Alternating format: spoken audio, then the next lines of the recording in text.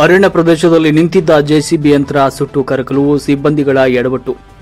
ಅರಣ್ಯ ಪ್ರದೇಶದ ಸಿಬ್ಬಂದಿಗಳ ಎಡವಟ್ಟಿಗೆ ಜೆಸಿಬಿ ಯಂತ್ರ ಸುಟ್ಟು ಭಸ್ಮವಾಗಿದೆ. ಮೈಸೂರು ಜಿಲ್ಲೆಯ ಸರಗೂರು ತಾಲೂಕು ಹೆಡಿಯಾಲ ಸಮೀಪದ ಬಂಡೀಪುರ ರಾಷ್ಟ್ರೀಯ ಉದ್ಯಾನವನದ ಅರಣ್ಯ ಪ್ರದೇಶದ ಚೈನ್ ಗೇಟ್ ಬಳಿ ಘಟನೆ ನಡೆದಿದೆ. ಐತಿಹಾಸಿಕ ಧಾರ್ಮಿಕ ಕ್ಷೇತ್ರ ಶ್ರೀ ಬೇಲದ ಕುಪ್ಪೆ ಮಹದೇಶ್ವರ ದೇವಾಲಯಕ್ಕೆ ತೆರಳುವ ಮಾರ್ಗದಲ್ಲಿ ಈ ಒಂದು ಘಟನೆ ಸಂಭವಿಸಿದೆ.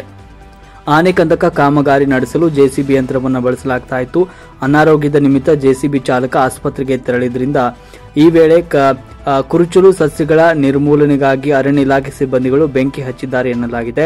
ಕುರುಚಲು ಸಸ್ಯಗಳಿಂದ ಪಸರಿಸಿದ ಬೆಂಕಿ ಸಮೀಪದಲ್ಲಿದ್ದ ಜೆಸಿಬಿ ಯಂತ್ರಕ್ಕೂ ತಗುಲಿದೆ. ಕೆಲವೇ ಸಮಯದಲ್ಲಿ ಜೆಸಿಬಿ ಯಂತ್ರ ಬೆಂಕಿಯ ಕೆನ್ನಾಲಿಗೆಗೆ ಸಿಲುಕಿ ಸಂಪೂರ್ಣ ಸುಟ್ಟು ಕರಕಲಾಗಿದೆ. ಅರಣ್ಯ ಪ್ರದೇಶ ಪ್ರವೇಶಕ್ಕೆ ನಿರ್ಬಂಧ ಹೇರಿರುವ ಕಾರಣ ಸ್ಥಳಕ್ಕೆ ತುರ್ತು ಅಗ್ನಿಶಾಮಕ ವಾಹನ ಸಹ ತಲುಪಲು ಸಾಧ್ಯವಾಗಿಲ್ಲ ಅಂತ ಹೇಳಲಾಗಿದೆ. ಅರಣ್ಯ ಇಲಾಖೆ ಸಿಬ್ಬಂದಿಗಳ ಎಡವಟ್ಟಿಗೆ ಜೆಸಿಬಿ ಯಂತ್ರ ಬಲಿಯಾಗಿದೆ. ಇಂಜಿನ್ ಹಂಗೆ ಬ್ಲಾಸ್ಟ್ ಆಯ್ತು ಒಂದೇ ಸಲ.